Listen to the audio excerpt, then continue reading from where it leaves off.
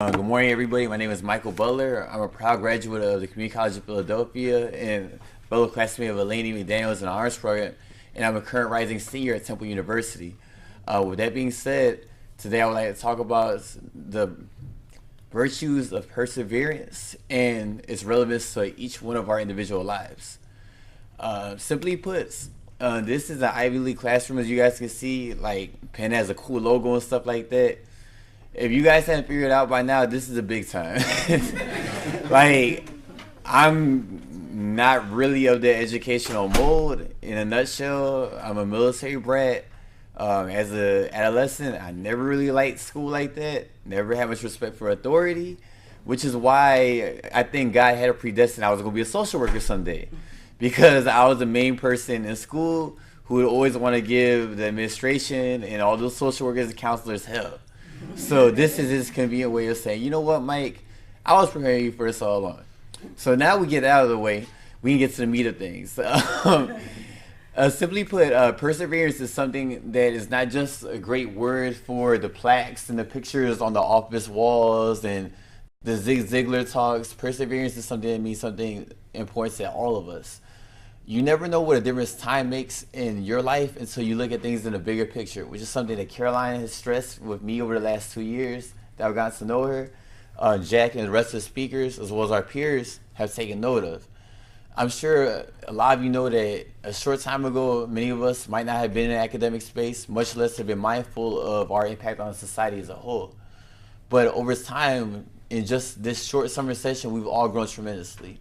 So a great example is my former classmate was used to be Eleni. I remember at the very beginning, she had all these questions about, self-identity and where we are to be relative to the community.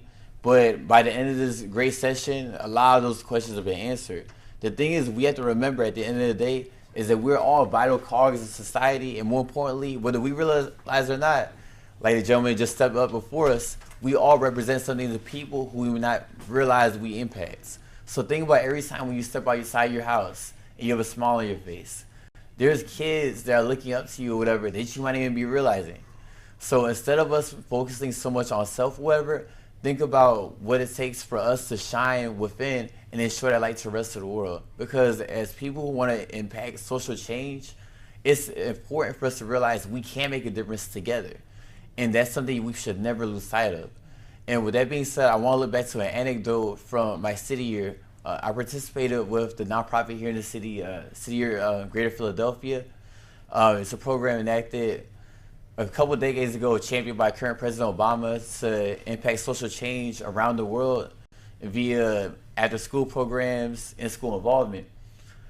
Suffice to say, one of the most important things we talked about was cathedral building. And when I say cathedral building, I mean the aspect of laying the groundwork today for something that might not be seen tomorrow, might not be seen decades down the road, something you might not even live to see, but it's important you lay the seeds and the groundwork for it. And basically, with this story, there's two little boys that just walk past a brick wall, and they see just a bricklayer. One of the little boys walks past the bricklayer and just looks at the wall, and he's just like pointing at the guy like, well, I'll keep the language a little bit clean because the story we heard was a little bit more rougher. But that one little boy looks at the bricklayer is like, this dummy, what's he doing out here or whatever? Like, he's not getting paid very much, but he looks happy as everything. He thinks he's doing something. And then he's just talking, the other little boy just stops and looks at him just like, well, that's his job. A day later, they come back, and the other little boy looks at him, points and laughs at the bricklayer on day 2, and just like keeps moving. He's like, this guy is dumb. He's over here just laying bricks, we don't even know what he's doing. Maybe he's just out here bored, just laying bricks out here. Then the other kid who was Michael the first day actually walks up to the bricklayer and just taps him like, what are you doing? Like, no one knows what you're doing out here or whatever. We walk past you, you're just laying bricks out here.